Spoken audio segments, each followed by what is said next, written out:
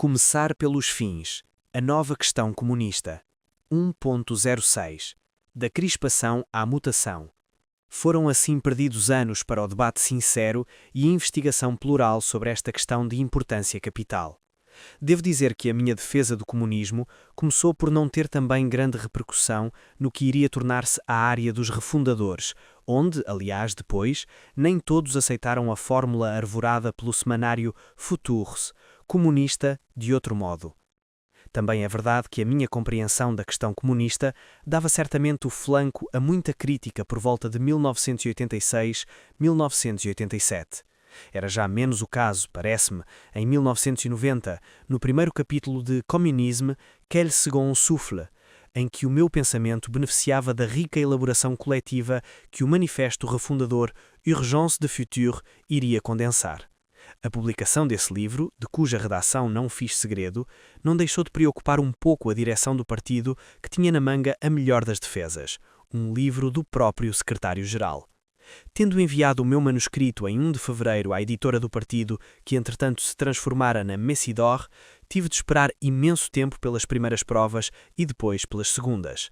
Ora, acontece que Démocratie, de Georges Marchais, pôde ser redigido durante o mês de março com pleno conhecimento do meu texto, sem o meu aval, entenda-se, mas sendo mesmo assim publicado em abril na própria Messidor, quase um mês antes do meu próprio livro, para beneficiar então de uma longa campanha promocional em todo o partido, o que não deixava evidentemente grande coisa para o seu tardio e modesto competidor. A obra de Claude Quine, Idées neuves pour sociétés en crise, Ideias novas para sociedades em crise, confiada ao mesmo tempo à Messidor, teve igual sorte. A variante inesperada da palavra de ordem trabalhar em conjunto, víamos assim as nossas ideias utilizadas ou vilipendiadas, mesmo antes de publicadas.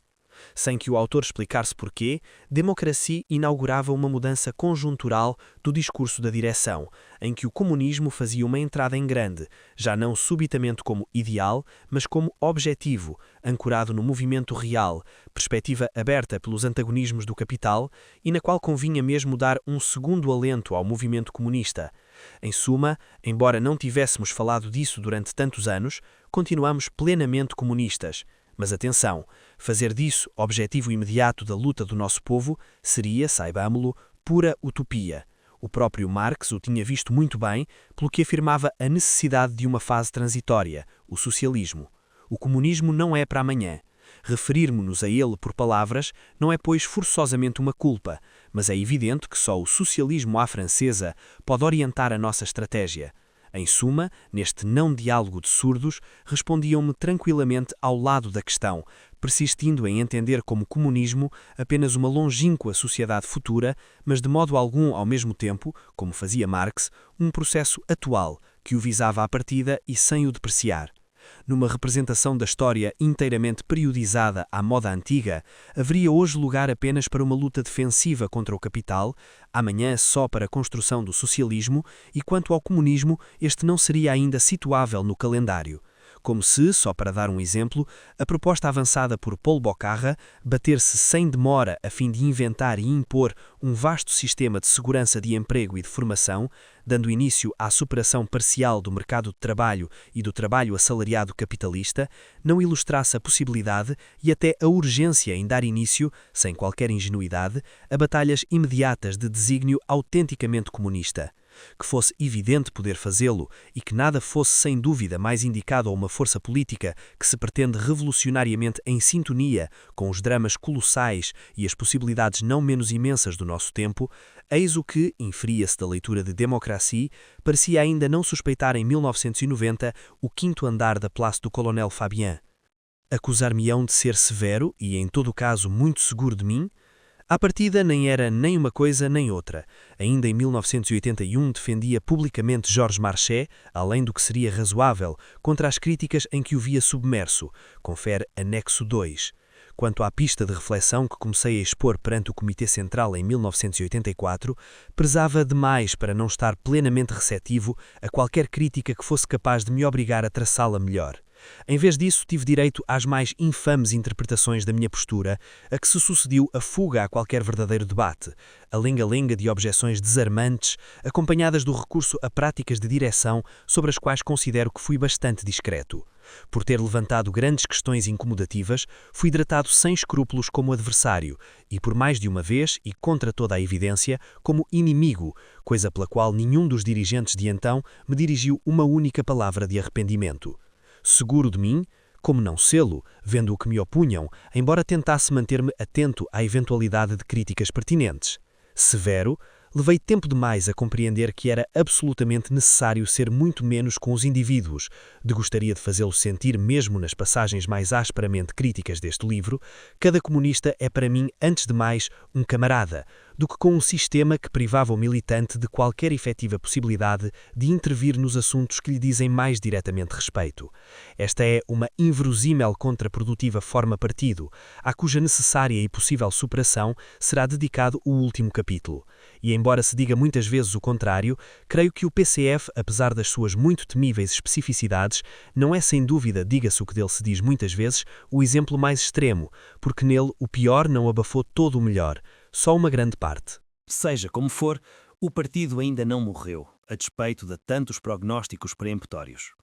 E sobre a questão maior que aqui me ocupa, há que dizer que depois de 1994, o contributo do movimento de pensamento refundador foi finalmente tomado em consideração de modo potencialmente revigorante que chegue para dar um segundo alento ao comunismo francês. Potencialmente, mas ainda não necessariamente. Intitulando em 1994 o seu primeiro livro Comunismo, a Mutação, Robert Hue, o novo secretário nacional, ostentava a sua vontade de reabrir a reflexão sobre a perspectiva histórica. Meses depois, o debate geral não teve a amplitude necessária, o 29º Congresso ratificava uma nova maneira de encarar as coisas. Sem considerar obsoletos os objetivos para que remetia a estratégia anterior, o socialismo encontrava-se, por seu turno, inteiramente recoberto por um discurso inédito sobre o comunismo, mais para lhe exaltar o valor humanista, diga-se, do que propriamente para lhe precisar o conteúdo histórico.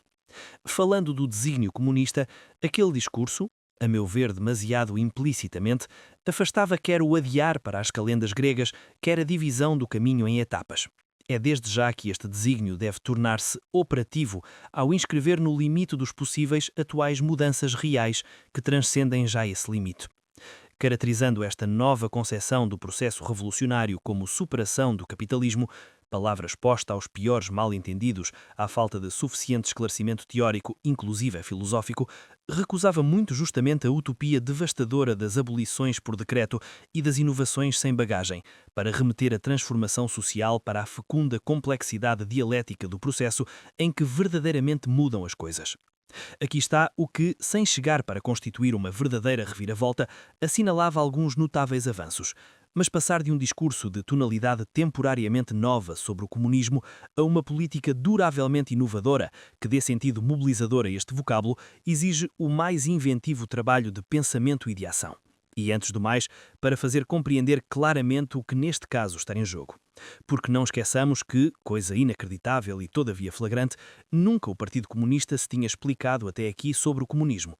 Porque Marx não deixou qualquer tratado global, para além de 100 profundas indicações sobre o tema, apenas escaparam ao esquecimento dos partidos que dele se reclamam raras fórmulas disjuntas, todas a cheirar à mais completa utopia, do género a cada um segundo as suas necessidades ou definhamento do Estado. Quando em 1990 tentei restituir à ideia comunista marxiana a sua impressionante coerência e pertinência, creio que não estou em erro se disser que, em várias dezenas de anos, nenhum livro ou sequer artigo na literatura do PCF, a fortiori nenhum documento, tinha tratado a questão com um mínimo de seriedade. O que incansavelmente repetiram aos comunistas foi o socialismo de Vulgata, e só ele. De onde este fabuloso resultado, mas em suma tão compreensível. No 29º Congresso, alguns militantes puderam suspeitar, no declarado retorno ao comunismo, de um inquietante abandono do socialismo.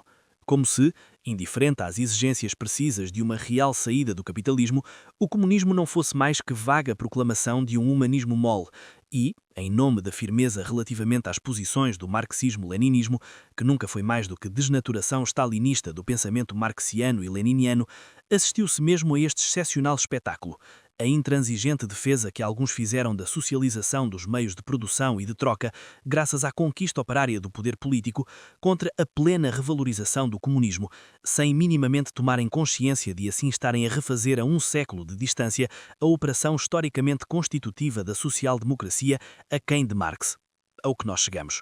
Isto diz muito sobre a urgente necessidade de empreender finalmente a tarefa, mesmo que elementar, de clarificação teórica fundamental.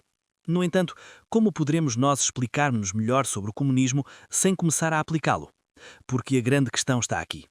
Se o Partido Comunista nunca se explicou verdadeiramente sobre o comunismo, é porque nunca experimentou fazer política com ele.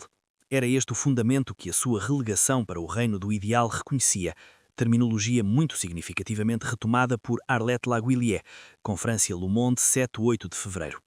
A mais completa impreparação para dele tirar alguma coisa de real. Ora, insistamos, não é num futuro mítico que se vai tratar, não se sabe muito bem como, de acabar com o trabalho salariado capitalista e o estado de classe, com a fragmentação do indivíduo e com a consciência social alienada, não havendo entretanto mais nada a fazer, mesmo que seja a coberto de inconsequentes incantações revolucionárias, do que defender-se contra os golpes baixos da finança, como se a melhor defesa não fosse uma ofensiva bem pensada, e acumular forças para mais tarde, como se as forças existissem independentemente das transformações que demonstram ser capazes de impor. Reativar o desígnio comunista significa romper enfim com o perpétuo adiamento dos combates essenciais de que a perspectiva do socialismo se tinha tornado sinónimo, para empreender sem mais delongas e em todas as frentes as tarefas cruciais da superação das regulações capitalistas e do trabalho-mercadoria, das dominações estatistas e da consciência mistificada, das 1001 relações humanas em que se produz e reproduz a alienação histórica.